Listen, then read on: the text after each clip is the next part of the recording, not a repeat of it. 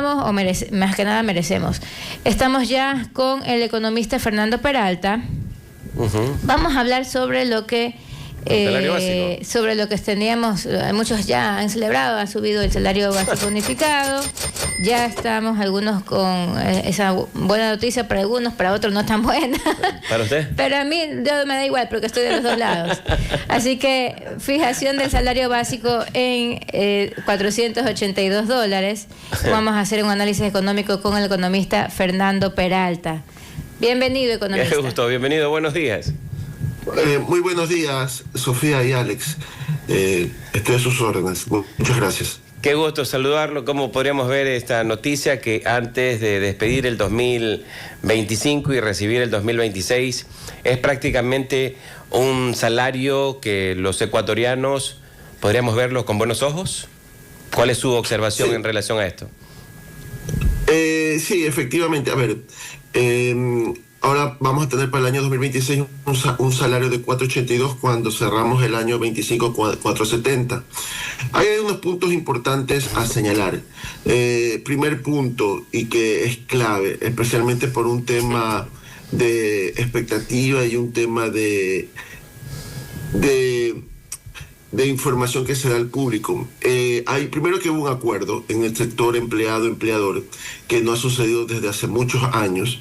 En su momento el sector empleador, los empresarios esperaban una alza de $8, los trabajadores esperaron un alza de $20, ha llegado casi a un promedio de $12. Lo importante de aquí es que ya hay un acuerdo, no fue necesario la involucración del Ministerio de Trabajo, para presentar el salario de oficio. Ese es el primer punto importante, que da una buena resultado positivo. Dos, el incremento del salario es aproximadamente del 2.55%, entendiendo que la inflación al 2026 se estima que va a ser del 1.5, 1.8%. Entonces existe un incremento real del salario básico, 2.55 respecto a la estimación de la inflación. En ese sentido también es positivo, porque significaría que el incremento del salario es mayor a la inflación y por ende el salario real de la adquisición relativamente es mucho mejor en la adquisición de bienes y servicios. Tres, que también se ha revisado, que este salario básico sabemos que es 4.82, pero si le ponemos todos los componentes de los beneficios sociales, es decir, aquellos que están bajo empleo formal, 13º, 14º, en un momento fondo de reserva, esto significa... Sí, lo escuchamos. Sí, hubo una interrupción, no se preocupe, lo escuchamos, economista. Ya, hay un incremento neto de 116, $620. Cada vez que sube el salario básico, el salario completo, el que se anualiza y solo se mensualiza, son ahorita $616, $620. Sabemos que la canasta básica está en el orden de los $822, pero también sí, todavía hay una brecha.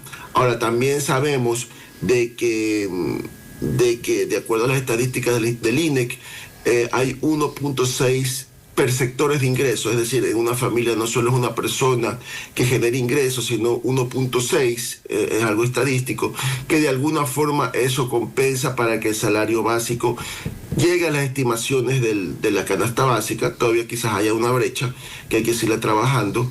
Lo importante, y también aquí es algo relevante señalar, que el salario básico es el valor mínimo de la economía, ¿no? En el sentido del salario formal, porque también cuando ya tomamos estadísticas de los ingresos reales que se pagan en las empresas no está, en algunos casos es salario básico, pero en otros casos son también valores un poco mayores que el salario básico. Hablamos de promedio 700, 800, $850. Pero en términos, y perdón que le interrumpa, economista, en términos, creería yo que deberíamos cambiarlo, porque cuando decimos salario básico y canasta básica, ¿no debería ir a la mano? Sí, eso es lo que debería buscarse, que debería tender a si en números igualarse. No es igual, al menos en palabras, debería variar. Sí, debería, esa es la tendencia. De hecho, la brecha ha disminuido en lo largo de los años. Acordémonos que si tomamos desde desde la época de la dolarización, el año 2000, el salario básico de la dolarización fue casi de $55. La evolución acá ya hemos llegado a un orden del 482 con una moneda fuerte. Ese es por un lado. Otra, lógicamente que es lo deseable que el salario básico sea igual a la canasta básica. Sí, es lo deseable. Pero también, y aquí sí, a veces el salario básico, como yo bien lo dije, es el valor mínimo de la economía. No significa que ese es el valor que todos los empleadores formales reciben. Muchas de las veces puede que reciban mucho más del salario básico, pero es el mínimo.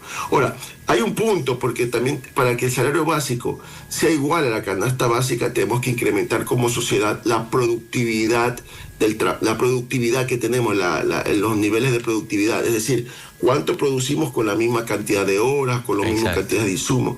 Y para eso, para que haya más producción por persona, productividad, se necesitan dos componentes básicos. Uno, la inversión en bienes de capital, es decir, que haya más acervo de capital, más maquinaria, más tecnología, porque con tecnología podemos producirlo mucho más en la misma cantidad de horas. Y lógicamente el desarrollo profesional de los empleados, que eso también es parte de las empresas que deben invertir. De esa forma la productividad conlleva que el salario mínimo pueda crecer. Ese es el deber ser, porque muchas veces solamente por decreto decir, ¿sabes qué? No, ahorita quiero que el salario básico sea $1,000. Pues es sencillo, puedo firmar y listo. El problema es que eso va a acontecer. Quizás las grandes empresas puedan asumir ese costo. Sí, por eso es que a veces los salarios de las grandes empresas no son el básico, son un poquito más grandes. Pero ¿qué va a pasar con las microempresas, con los pequeños emprendimientos que quieren formalizarse? Quizás va a ser un costo excesivo, porque realmente las microempresas todavía no tienen el componente de flujo sólido, robusto, para poder aguantar ese tipo de costo o poder ser más competitivos a nivel de microempresas. Entonces, son variables que se tienen que tomar en consideración. Lógicamente, que si se cumplen otras condiciones, mejoramiento de la economía, mayor volumen de inversión extranjera directa, inversión extranjera, inversión nacional, políticas de equilibrio en la caja fiscal del gobierno central, no solo el gobierno central, sino de los gobiernos autónomos descentralizados, empresas públicas. Si llegamos a todos esos equilibrios, lógicamente va a tender a ser mejor el salario básico. Y no va a ser necesario un decreto. La propia economía va a establecer el precio que corresponde. Entonces, economista, Sofía, para que sea un poquito más masticado y para quienes nos escuchan, nos ven a través de las redes sociales, ¿no? Entendemos que es lo mínimo en cuanto a lo que es el salario básico, ya que va a regir a partir del 2026, 482. Considerando el hecho de que uno puede tener o ya hace todo lo posible por otros ingresos que mejorarían e incluso superarían lo que es la canasta básica. Entenderíamos que por ahí va la línea. Pero recuerde que es de 482 a 800, que es la canasta. El trabajador tiene que hacer sobre tiempo, la esposita también tiene que trabajar, y ya los hijos, por favor, ustedes también tienen que hacer algo por la familia, y es un trabajo de todos los miembros del hogar para que de esta manera cambiemos la figura, porque todos tenemos que arrimar el hombro. Sí, efectivamente, como yo te decía, estadísticamente hablando, una familia no solo trabaja el papá, sino el papá y ciertas horas un hijo o alguna la señora, la mamá. Sí, lógicamente que esto no es reciente, esto es de años anteriores, porque lógicamente que si nos ponemos fríos, los 482 significa 616 que te entra mensualmente en caja. Poniendo todos los componentes, de tercero, cuarto, todos esos componentes hace que tú hayas recibido como $616 mensuales. Si 616 ya estamos más cerca de la canasta básica, ¿sí? Entonces, a veces, pero cuando decimos ahí 482 no es el mínimo que recibimos, porque tenemos que poner los otros componentes salariales, ¿no? Pero ahí igual en los 600, ¿cuántos dijo? 616. 616, sí. 616, ahí está incluido, bueno, los décimos, pero y también el pago al IES, que eso no se debería contar, porque los aportes al IES y todo lo demás, o no está incluido lo del IES en ese ingreso. Lo único que está incluido ahí es el aporte patronal. El aporte personal no se considera. Y de alguna forma... Por eso, pero eso no es liquidez para la familia ecuatoriana. Ya, saquemos el aporte patronal, son $600. Sí, $600. Pero también se incluye técnicamente el aporte patronal en mi cálculo, porque a pesar de que yo lo pago, el empresario lo paga, es un beneficio que recibe, que quizás no en líquido, teóricamente lo recibe porque está asegurado y puede tener todos esos beneficios que da el Seguridad Social. Claro, o sea, formalmente lo recibe, pero la liquidez, ese valor, no lo tiene. Claro, exactamente. No entra en flujo, pero recibe el derecho. Y que en algún momento, cuando lo necesite en salud, lo puede utilizar, ¿no? Son alrededor de 270, 280 dólares que le haría falta al ecuatoriano para cubrir la canasta básica.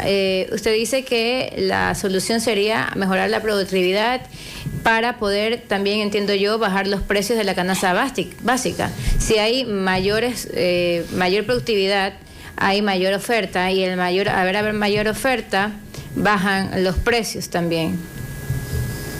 A ver, la lógica económica está dada en el sentido de que a mayor productividad, es decir, con las mismas, vamos a poner resumen, con las mismas horas de trabajo genero más, eso va a significar que yo tengo mejor rentabilidad. Al tener mejor rentabilidad es posible aumentar los salarios porque tengo una mayor cantidad de producción por hora. Esa mayor cantidad de producción de hora significa una mayor oferta al mercado. Esa mayor oferta de mercado, como va a estar incentivada también por el aumento de los salarios reales, va a haber una mayor demanda de los productos y es un círculo virtuoso. Ahora, que baje por eso los precios, se estabilizan los precios. De hecho, y realmente ahí va otro proceso económico, que usualmente el incremento de la inflación está atada a la moneda. Como tenemos una moneda fuerte como el dólar, que es el anclaje, gracias a Dios, usualmente no hemos tenido inflaciones de 2 dígitos. Acordémonos, aquellos que son un poquito más viejos, que antes del 2000 vivíamos con inflaciones con el sucre del 10-15% mensual, y especialmente en los últimos años, antes de llegar al 2000. Ahora vivimos con cifras mensuales de menos del 1% y anuales menos del 2%.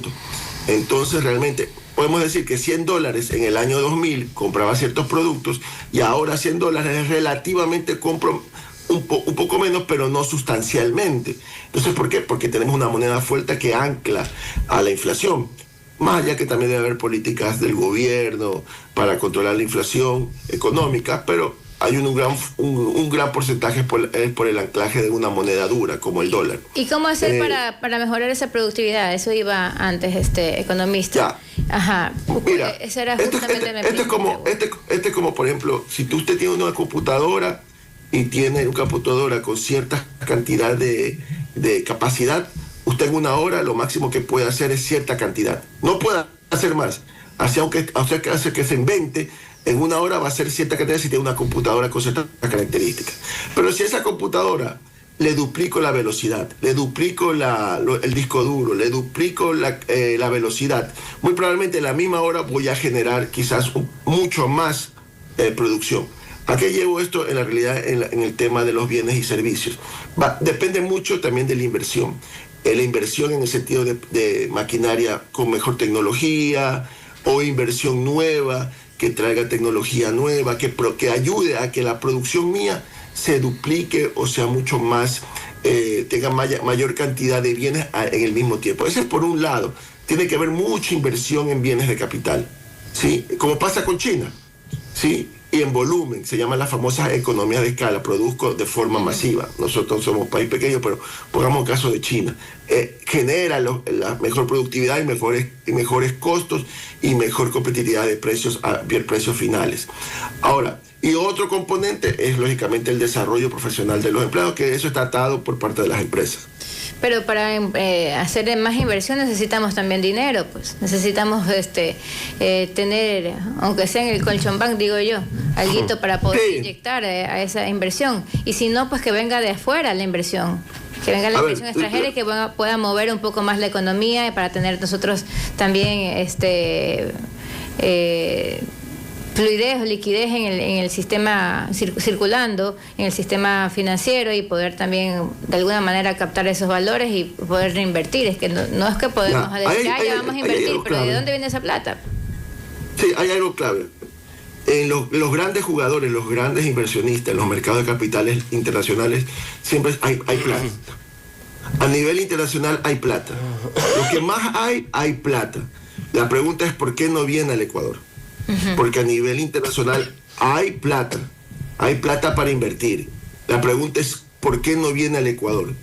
¿Sí? Lógicamente que tenemos que tener seguridad jurídica, en los temas de impuestos que no haya cambio de un año al otro, que se mantengan estables, un tema de seguridad, unos componentes, entiendo que el gobierno ha trabajado y sigue trabajando. Los acuerdos con los países, con los Emiratos Árabes, que es uno de los países más ricos a nivel mundial. Entonces, eso es lo que hay que traer.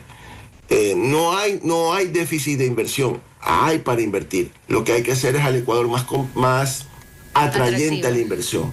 ¿Sí? Y esa atracción de inversión nueva genera empleo formal. Eso es ese importante. Empleo formal disminuye el desempleo.